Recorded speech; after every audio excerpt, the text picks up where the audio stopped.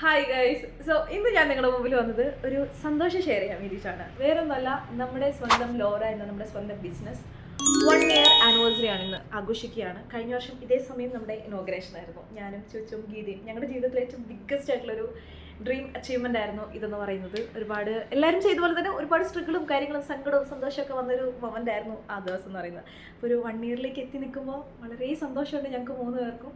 പിന്നെ വളരെ പെട്ടെന്ന് ഒരു 1 year എന്ന് പറയുന്നത് വളരെ പെട്ടെന്ന് ഓടിപ്പോയ പോലെ തോന്നുന്നു.